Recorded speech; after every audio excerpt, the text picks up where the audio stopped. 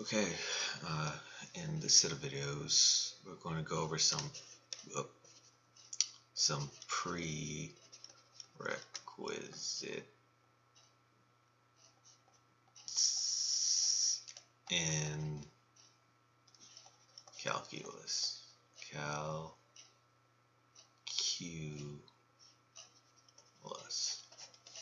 So there are a couple of things before you can tackle this beast. So we're going to go over. And these are not all the topics, but here's some of them. Functions, like the notations, the domains and ranges, and then the inverse functions,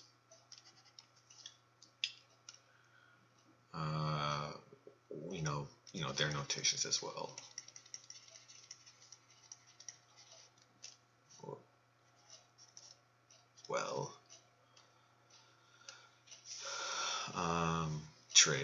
Trig, which is short for trigonometry. So if you can remember your sine, cosine, secant, cosecant, tangent, we'll go over those because those are important.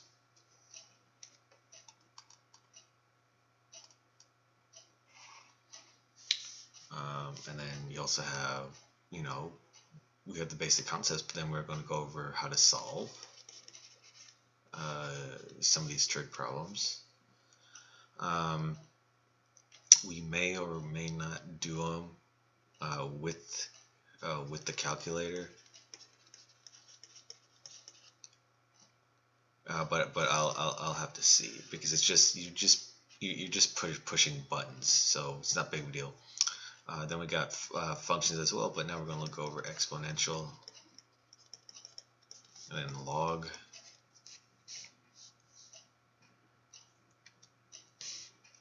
Oops. And then we're going to end with graphs. So it's a lot of stuff, but you need to know these basics before we continue on. So we're going to start with functions. So let me clear this out. Okay, so now we're starting with functions. Clear my pad.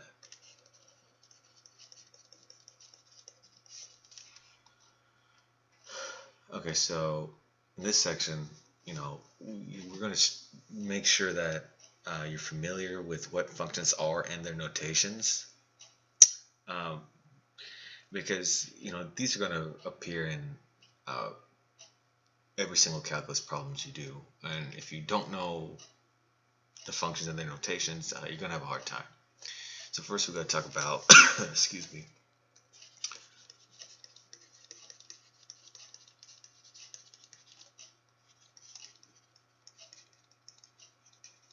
so what exactly is a function? And so the simplest definition is, it is an equation. Let me move this pad closer to me. There we go. It is an equation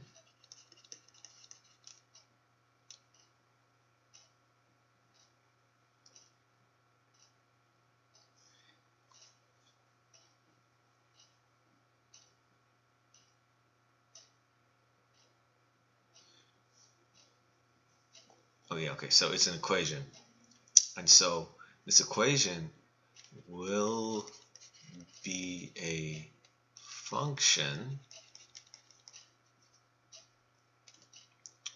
if for any x, and this would be a lower case x, so that it's kind of written, like that. Anyways, so an equation will be a function if for any x in the domain of the equation. And so what is the domain?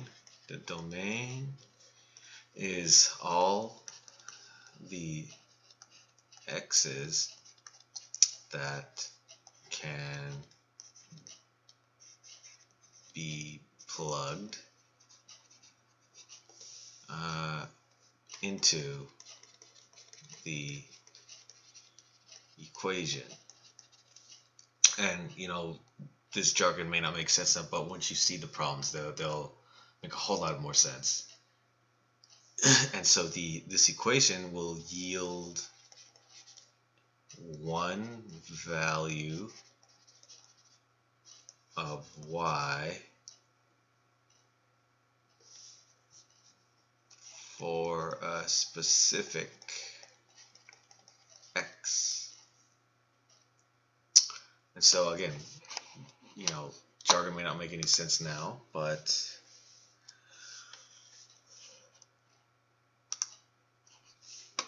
you know, let's do an example.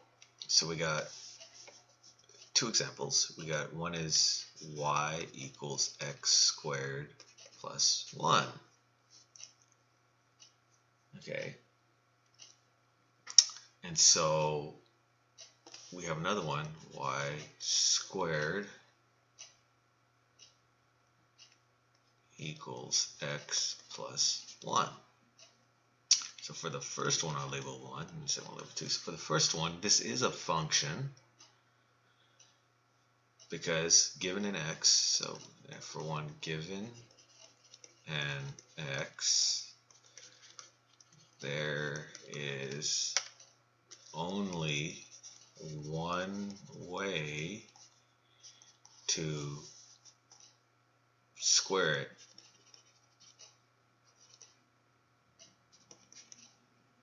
And then add 1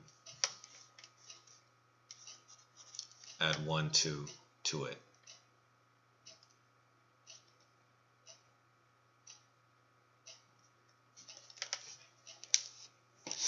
Let me move this pad. Move my pad because I'm having a hard time writing.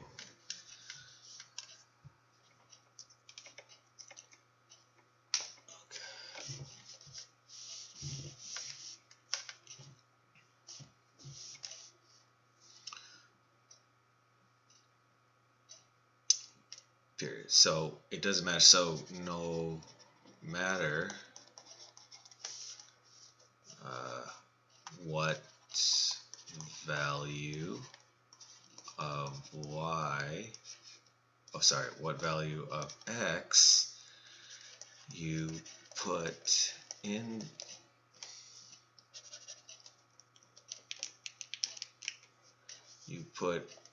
into where's my hand hurt? Into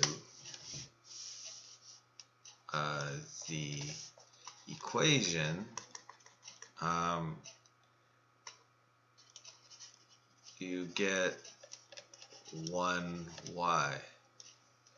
So this one is a function, and you could probably guess what B would be. Sorry, number 2 would be.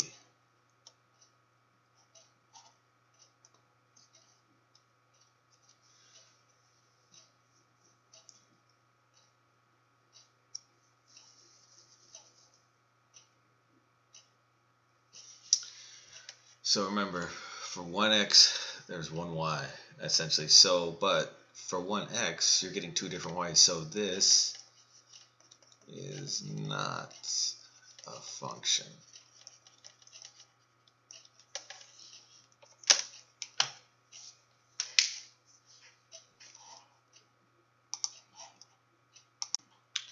Okay, so next we're going to look at this function. No notation. And so we know we've seen y equals mx plus b, right? So now what we're going to say is we're going to just do this a little bit fancier. Instead of saying y, we might end up writing this: g of x, f of x, and you'll see this written a lot, w of x, even y of x. And so what we're saying is,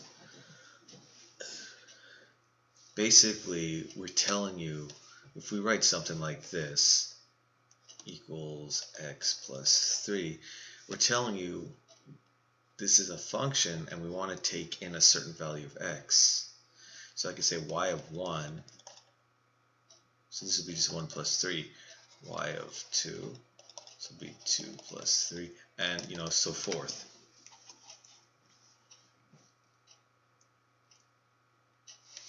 And so I've already kind of started. So for instance, if I have this f of x, I'll write it right here: negative x squared plus 6x minus 11, right? Or I'll make it even simpler. Let's just go back to f of x equals x squared plus 1. What if I do f of 1? Well, that's 1 squared plus 1, which is 2. What if I do f of z? Well, I'm just going to substitute z for x, right? Because this is the initial function and I want to substitute. All it is substitution.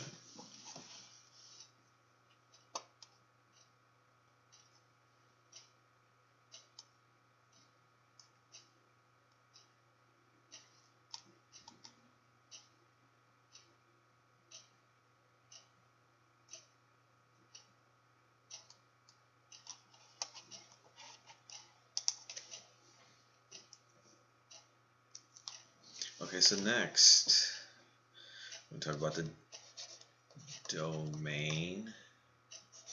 Oops.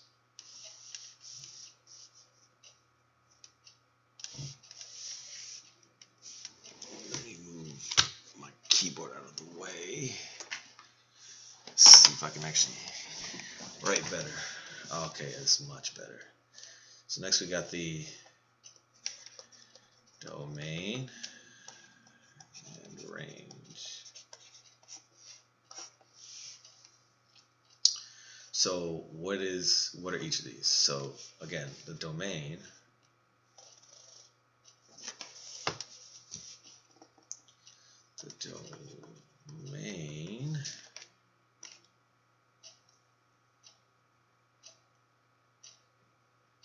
is the set of all values that can be plugged into a function and have the function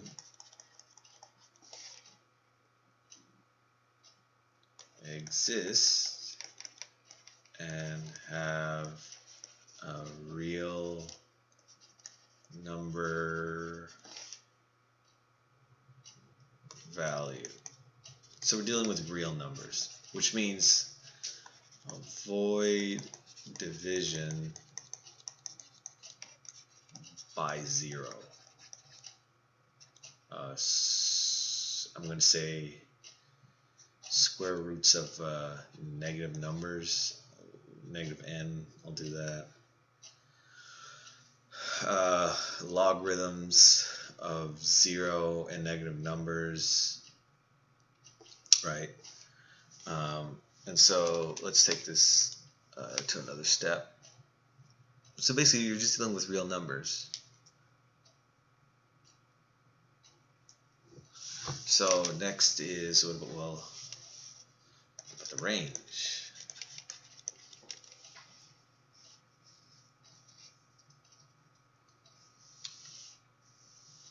So the range is simply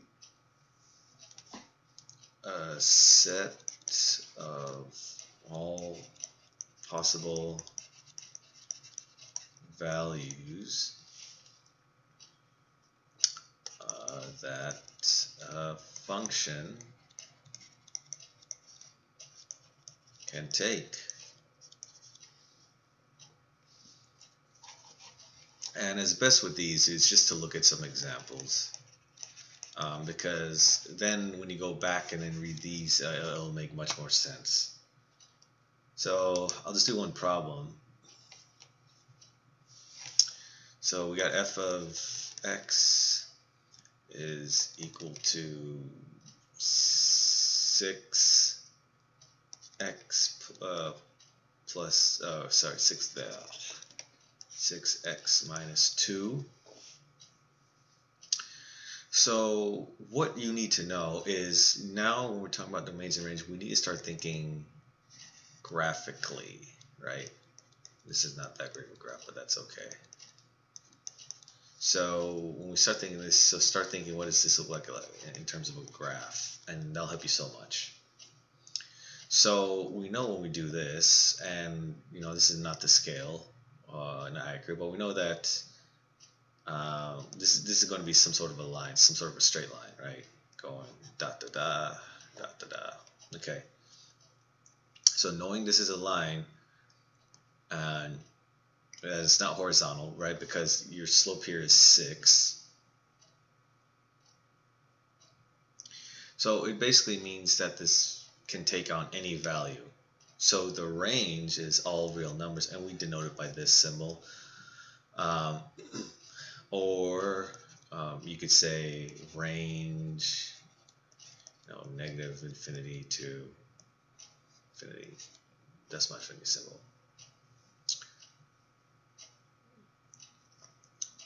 And because this is also a a line of polynomial on the real number line, we also know that the domain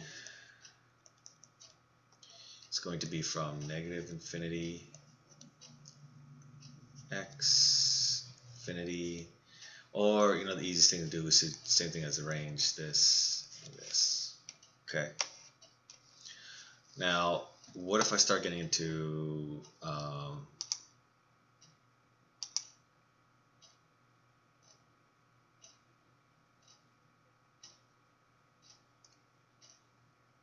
something a bit more crazy?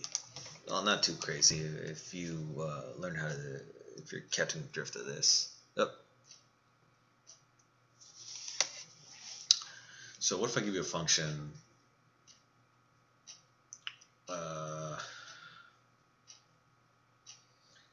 f of x equals to x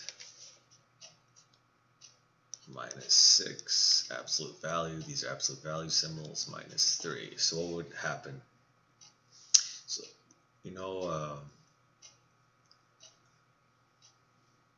when you're within an absolute value symbol, you're going to have a plus or minus number. So in this case, when you look at it, the absolute value, so absolute value will be 0 if x equals 6. So basically we're subtracting 3 from the absolute value portion, so which means that the range is going to include 3, right? This is including, means including 3. And because you can plug any value into the absolute value symbol, so your domain is going to be negative infinity, positive infinity. And then lastly,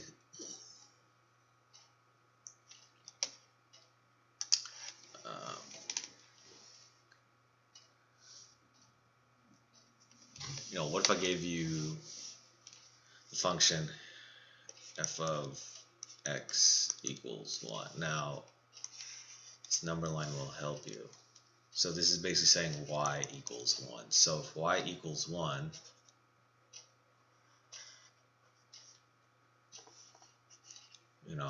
this is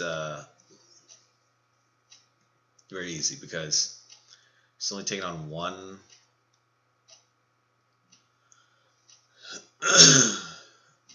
y value, so the range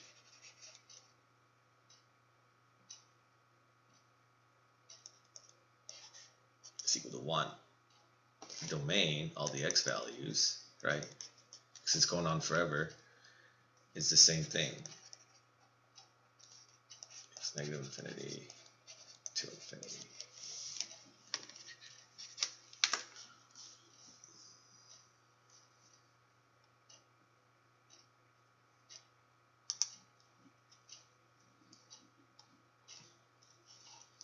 And then lastly, we'll end with composite functions.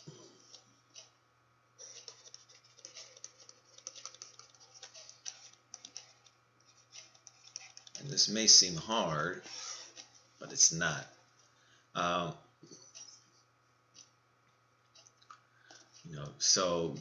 You've seen, let's see, f of x equals x plus 1, right?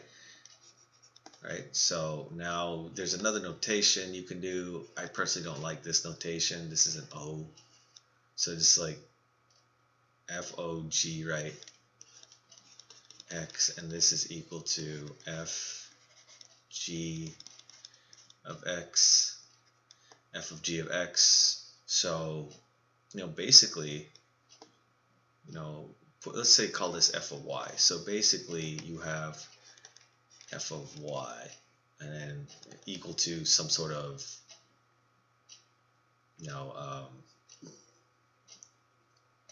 dot dot dot. So how do we do this? So we just instead of having one number, we just have an equation that we're substituting in. That's it. So for instance, you have f of x is equal to x plus 1. You have g of x, and you'll always see when we do composite functions, it'll be f of g of x most of the time.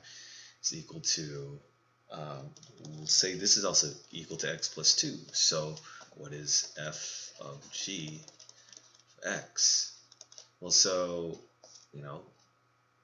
there's a simple way to do this. You can consider this entire thing y. So what is f of y, right, substitute is equal to y plus 1. And what is y? Well, y is equal to x plus 2. So this comes x plus 2 plus 1, which is equal to x plus 3.